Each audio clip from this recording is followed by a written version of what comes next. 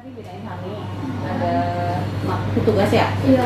tugas mata kuliah untuk manajemennya untuk sebenarnya tugas mengenai ekspor dan impor, ekspor ya, Iya. ekspor. Jadi mungkin pengen menanyakan beberapa pertanyaan terkait ekspor yang dilakukan atau ada aktivitas di perusahaan PT Dasa Windu Agung ini. Kan ibu ini yang paling tahu dan kompeten di bidang itu. Jadi kan mungkin ntar pertanyaannya sama Ibu Melisa ini. Baik, selamat siang nih Bu. Assalamualaikum warahmatullahi wabarakatuh. Waalaikumsalam warahmatullahi wabarakatuh. Perkenalan dulu kali ya, kan tak kenal maka tak sayang gitu. Kenal dulu. Saya sendiri, perkenalkan nama saya Aura Mardiah, biasa panggil Aura. Nama saya Desi Dawayanti, biasa panggil Desi. Nama saya Nutini Pramanda, panggil aja Nuken. Nama saya Distiani, dipanggil Ade. Nama saya Wiwit Satriatika Putri, dipanggilnya Wiwit. Ini dari jurusan apa kalau boleh tahu? Oh ini, jadi kalau di Binensari kan ada bisnis sama teknik nih Bu ya? Iya. Nah, kita semua ini kebetulan dari bisnis, tapi emang ada dibagi sama dua fakultas lagi nih. Ada dari manajemen sama manajemen administrasi. Jadi masih gabung gitu Bu. Kan di kampus tuh emang lagi ada matkul tentang ekspor impor nih Bu. Tapi kan kayak cuma sebatas materi gitu loh. Nah kita tuh pengen kayak tahu langsung gitu kalau misalnya di perusahaannya langsung itu kegiatan ekspor impor tuh kayak gimana gitu Bu. Kamu ekspor Iya. purchasing importing. Oh ya Bu. Ini ekspor aja ke ekspor impor karena dua Boleh. PIC. Oh, jadi di sini ada ekspor juga, ada impor juga. Iya. PPI-nya beda. Jadi biasanya kalau bahan baku atau material buat produksi itu kita impor. Nah itu biasanya ditangannya sama departemen purchasing. Nah kalau untuk pengiriman produk keluar atau ekspor itu biasanya ditangani sama marketing. Nah itu yang tanganin Bu Melisa. Tapi kalau buat bedanya juga nggak apa-apa sih Bu. Paling kan secara global Iya. aja kan, jangan sampai rinci kan. Tapi kalau tadi sebenarnya kita udah searching dulu nih Bu tentang DWA. Kayak ini tuh perusahaan buat ini ya kayak otomotif gitu ya? Iya betul. Apa ya contohnya kayak di mobil gitu, di atap mobil yang kayak bludru itu ke plafon ya istilahnya kan ya. Nah itu DWA. Terus kayak di mobil luar, di kaca mobil kan ada kayak talang air hujan ya. Itu juga produknya DWA. Oh iya, salah satunya itu. Sama Thailand ya. 3 negara itu. Tapi emang kebanyakan dari Jepang itu ya Bu ya? Iya. Karena kan kita kan Daihatsu kan ada induknya atau cabangnya kan di Jepang sama Thailand kan. Nah, itu di situ. Oh berarti masih kerja sama juga gitu sama? Bukan kerjasama sih, customer supplier. Oh. Jadi kita suppliernya, Daihatsu-nya itu customernya. Iya. Untuk komoditas sama barangnya berarti itu ya tentang apa otomotif gitu ya? Aksesoris ya, yang bilangnya ya. Aksesoris. Kayak mobil, motor gitu ya? Iya. Motor Kita di roda 4. roda Oh, roda Sekarang lagi fokusnya di roda 4. Kalau untuk alur proses ekspornya sendiri boleh dijelasin nggak Bu kayak gimana gitu? Ekspornya ya. Jadi kalau misalkan ekspor itu kan kita dapat forecast dari customernya kan, nanti kita nentuin bulan ini per minggu ini kirimnya berapa kontainer, nanti dari aku kirim schedule-nya nih sama aturan buat schedule kapalnya nih kontraktornya. Nanti per minggu itu nggak kontainer ya, Mbak. Jadi gini, pasti kan kita sebelum produksi kita harus dapat yang namanya forecast order ya. Nah, forecast order itu fungsinya agar kita bisa booking material juga ya ke supplier kan. Iya. Misalkan bulan itu ada orderan 100 piece atau 100 unit. Nah, kita konversikan tuh ke materialnya. Oh, butuh 100 piece produksi di bulan ini. Kita istilahnya kita markup sebanyak 20% untuk jaga-jaga kalau misalkan ada material yang reject. Nah, berarti kan kita ordernya 120 ya. Nah, itu kita lempar ke supplier. Nah, kemudian nanti nih di perjalanan, entah itu tiap minggu atau mungkin harian, itu ada yang namanya purchase order. Nah, turunlah PO itu. Nah, Bu Melisa begitu dapat PO, dia udah booking nih sama forwardernya untuk booking kontainer dan kapal. Nah, Untuk tanggal berapa gitu. ya, jadi kita itu dirilis namanya dokumen shipping instruction. Nah, nanti shipping instruction itu dia ngasih feedback tuh forwardernya ngasih feedback.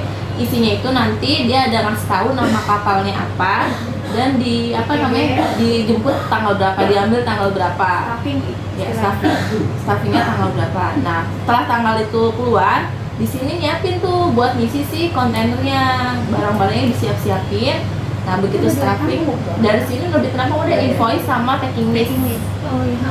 dan surat jalannya. Nah, invoice packing list itu kan maksudnya untuk si produk ini kan, termasuk si pembiayaan biaya masuk, clearance di eksportirnya, di importirnya kan. Nah, setelah dapat rilis dokumen segala macam, kontainer datang ke kita, ngambil barangnya sekalian sama invoice sama packing list. Oh iya. Jadi dibawa sama si supir kontainer ini. Nah, setelah itu dibawa, dia harus pakai surat jalan juga di sini, sorry ketinggalan. Nah, surat jalan ini fungsinya buat kita biar tahu juga si kontainer ini tuh, barang-barang kontainer itu dijemput tanggal berapa. Kalau pas kita ngekspor gitu ada permasalahan gitu nggak sih Bu? Pernah? Biasanya itu kalau kena jalur merah itu kayak barang-barang yang dicurigai ya. Oh iya. Terutama itu biasanya kena di barang-barang chemical atau B3. Oh. Itu barang apa itu Bu? Itu apa ya, chemical itu kimia. Kimia. Oh iya. Ya bahan kimia kan di sini kan ada kayak barang padat juga, materialnya kan terus ada juga yang di dalam drum cair. Oh, yang Biasanya itu kena akan kena jalur merah kalau ada barang-barang terselubung.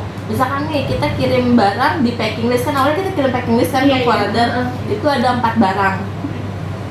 Ternyata aktualnya nih di kontainer, dia kan pasti acak ya, nggak mungkin tiap hari satu persatu kontainer dicek kan, dia kan acak. Begitu kita kena pengecekan acak, ada 1 barang terselubung, udah tuh 1 kontainer full kena apa namanya red line. Iya. Nah, makanya kalau kita mau ekspor nih bener-bener tuh harus tahu di packingnya ada berapa kemasan, kemudian ada berapa barang, itu bener-bener harus rinci. Berat juga nih kan di pertimbangan. Beratnya juga. Tapi kalau kayak gitu cara ngatasinnya gimana Bu? Nah, biasanya kan dia minta kayak foto ya, foto waktu loading ke kontainernya, waktu masuk ke kontainer itu difoto. Nah, difoto kemudian kita kirim lagi nih, oh iya ternyata dari bawah kita bandel nih ada masukin barang, nah kita kasih tahu barangnya. Nah, kemudian kita kirimnya ada MSDS-nya atau enggak, bahan berbahaya atau enggak, biasanya kayak gitu. Tapi kalau udah kayak gitu, misalnya kayak ada dampaknya gitu nggak sih Bu? Kayak Ya, pasti. harus denda apa gimana gitu? Kalau denda pernah nggak sih? Kalau denda sih Denda enggak deh, dia biasanya kayak jadi lama kan. Oh, cuma delay delay. buat pending ya Bu. Iya betul, jadi misalkan harusnya seminggu udah nyampe, dia nambah jadi pengeluaran barangnya gitu. Jadi biasanya sih bukan denda ya, jatuhnya ke bayar warehouse-nya. Oh, Biaya sewa, Pembayaran biaya warehouse-nya. sewa gudang. Jadi kan tadinya mungkin kita Oh, simpen iya, di iya, gudang, iya, jadi iya. nambah misalkan seminggu seselesainya kita. Oh, jadi ada tambahan biaya yang aja gitu ya? Nah, biaya warehouse. Biaya sewa gudang. Jadi semakin itu barang lama ditanganin, ya udah warehouse-nya akan jalan terus. Biaya itu nginepnya ya Bu? Biaya yang nginep ya betul. Buat ekspor impornya sendiri tuh dari negara mana aja ya Bu? Ke negara mana sama dari negara mana? Kalau impor itu kita ada dari Jepang sama Cina. Itu raw material bahan bakunya ke situ. Nah, kalau untuk ekspornya itu ada Malaysia, ada Jepang sama Thailand ya. 3 negara itu. Tapi emang kebanyakan dari Jepang itu ya Bu ya? Iya. Karena kan kita kan Daihatsu kan ada induknya atau cabangnya kan di Jepang sama Thailand kan. Nah, itu di situ. Oh, berarti masih kerja sama juga gitu sama? Bukan kerjasama sih, customer supplier. Oh. Jadi kita suppliernya, Daihatsu-nya itu customernya. Iya, iya, iya. Kalau kerjasama itu sama yang di Malaysia. Sama di Malaysia. Jadi kita kirim raw material ke sana buat diproduksi. Nah, produksinya prosesnya di Malaysia. Oh, iya. Kayak join company. Join company. Joinan. Join Karena kan kalau produksinya di sini, begitu dikirim ke sana kan khawatirnya patah ya. Nah, jadi kita produksinya di Malaysia. Oh, jadi ibaratnya kayak misalnya bahan-bahannya tuh misalnya kayak kita masih setengah jadi, nah terus baru dikirim ke sono. Kita bener-bener bahan. Ya kayak kita bikin donat nih. Material. Nah, kita kirim terigunya, kita kirim gulanya, lalu diproduksi di sana. Iya betul. untuk mengurangi akan reject di perjalanan gitu. Mungkin Kalau ekspor gitu kan ada sales kontraknya gitu ya Bu? Ada apa? Sales kontrak. Sales kontrak kita di awal deh. Oh iya. Jadi nggak yang Juga tiap setiap kita ngirim itu enggak. Karena kan kita sistemnya project mobil ya. Mobil itu rilis di tahun 2002, misalkan di tahun 2021 nih. Iya. Sampai berjalan di tahun 2024. Ya udah sales kontraknya kita ya selama itu. Oh, selama itu. Selama project itu jalan gitu kan ya. Iya. Kalau yang di kita gitu kan, tapi mungkin kalau tempat lain mungkin setiap ada perjalanan, siap ekspor atau impor, ya itu kontraknya per itu putus per final per satu hari kirim. Kalau berhubung kita makan satu project, misalkan mobil ini project produksi dari 2000 sini 2022 sampai 2025 misalkan, ya udah kontrak kita akan segitu gitu.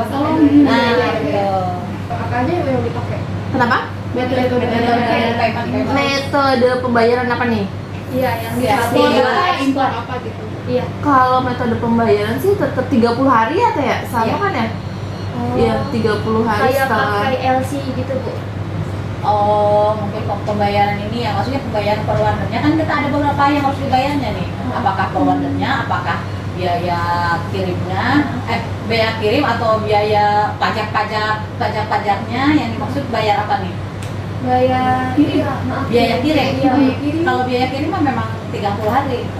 Kesepakatan biasanya kan sebelum kita melakukan kerjasama kan pasti kita ada kerjanya dulu Itu ya. transfer kan ya? Nggak ada LC gitu? Enggak. Transfer ya? Transfer. Full transfer. Berarti nggak kayak lewat bank gitu ya?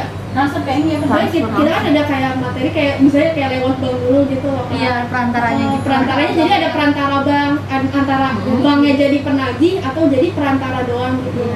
Kalau ini langsung Kayaknya transfer. banknya langsung transfer ya? Langsung transfer. Maksudnya ditalangin bank atau enggak gitu ya? Iya. Enggak, kita langsung transfer biasanya. 2022 sampai 2025 misalkan, ya udah kontrak kita akan segitu gitu. Nah, gitu.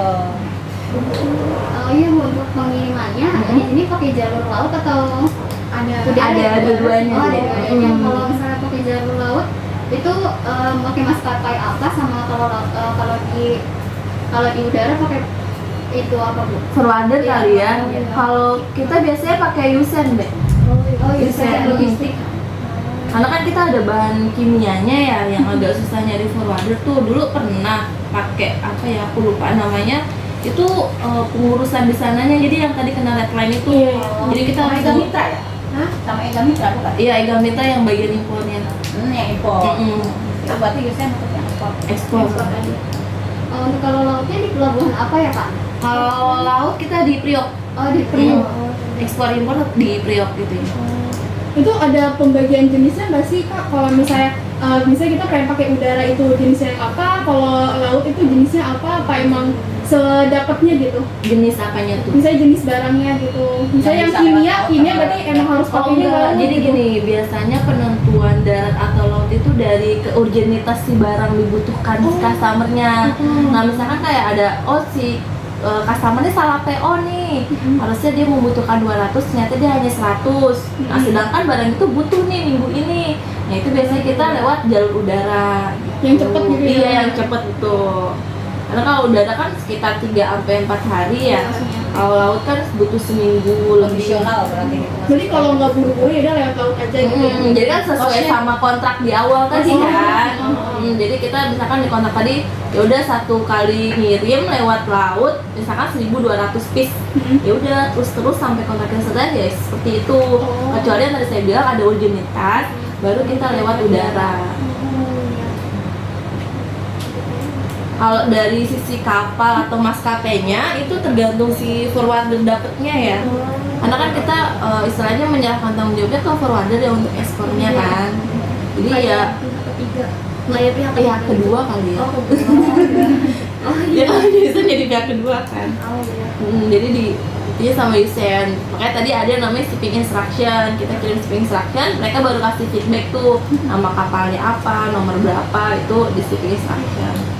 Jadi nggak pakai pihak ketiga ya? Pihak ketiga itu siapa ya? Itu apa kayak apa sih itu? Yang itu yang Forwarder gitu nggak? Iya. Iya, ya oh, kalian pihak ketiga ya? Jadi saya itu pihak ketiga karena pihak keduanya mungkin pembeli kan sama kita. Iya. Nah, berarti pihak ketiganya mungkin di Iya. forwarder stand logistik Oh, itu. iya, Itu makanya kalau ekspor Yusen, kalau impor itu si Ega Mitra ya. Oh, iya. Gitu. pun di portnya mereka. Kalau misalnya kan ada pihak ketiga ya Bu, Mm-mm. nah itu ada keuntungannya nggak? Keuntungan dari sisi kitanya ya. Iya. Jadi ya tadi kita bilang, jadi kita apa ya, nggak perlu yang harus ngurus sampai sedetail itu gitu loh. Iya. Jadi kita juga dapat laporan dari si Yusen. Nah kayak ada barang tertahan nih, pihak Yusen tuh ngubungin kita gitu. Oh mbak, nomor PO yang ini tuh kemarin ketahan kena red alert, bisa bantu nggak kirimin dokumen-dokumen. Nah biasanya mereka juga aktif gitu. Makanya keuntungan di adanya pihak ketiga seperti itu. Jadi kita nggak perlu yang terjun ke lapangan langsung untuk mengontrol ya. Jadi mereka yang kontrol kita, mereka juga bantu ngontrol, kemudian informasi ke kita. Tapi ada kelemahannya nggak Bu? Kelemahannya pasti Pasti ada ada ya. dong, masalah biaya. Biaya jadi lebih ya. Iya betul, karena kan harus bayar orang ketiganya kan. Ibaratnya kita nggak capek tapi duit ngalir gitu Iya. lah. Iya betul itu. Terus kalau buat metode pembayarannya, di sini ada income term apa ya Bu yang digunakan? Apa? Income apa? Inshortemnya. Kamu inshortem inshortemnya yang kondisi ekspor-ekspornya ya? Itu nggak? Inshortemnya biasanya itu ada CAF, ada CNF. Bedanya tau kan? CAF itu kan cost insurance rate. Jadi kalau bedanya tuh kalau CNF kita bayar transportasinya aja, transportasi impornya aja. Kalau CAF ditambah sama insurance-nya, asuransinya. Tuh, terus kita ada FOB juga ada. FOB itu biasanya kalau kita impor. Kemarin kita beli mesin itu kondisinya FOB. Kemudian ada juga yang DDP. Udah paling gitu aja sih. Export kayaknya export belum pernah. Baru FOB, CAF, CNF sama DDP. Selama 2 tahun ini kan ada COVID ya, dari tahun 2020 sampai sekarang ini.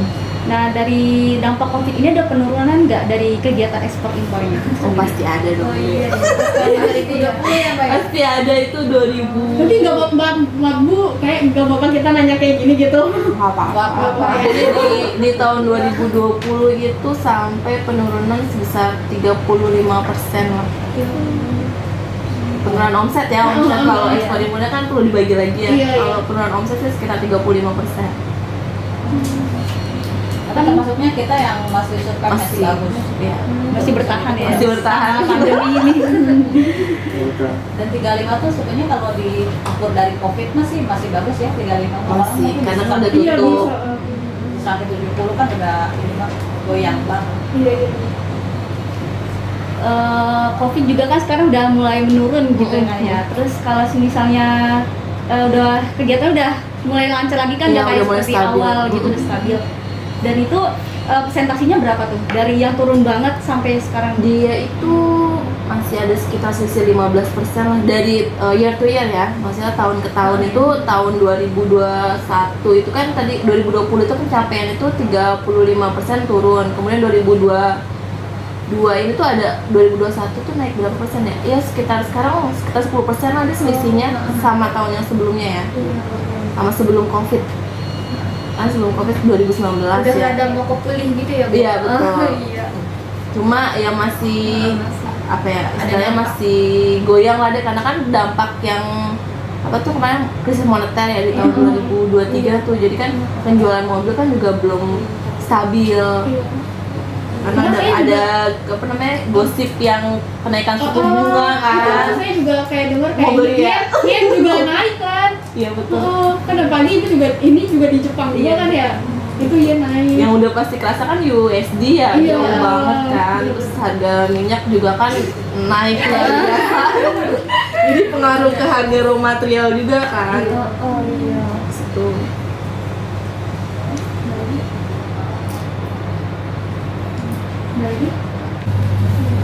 Oke, jadi kita udah ada di penghujung acara. Makasih banget nih buat Ibu, Kakak.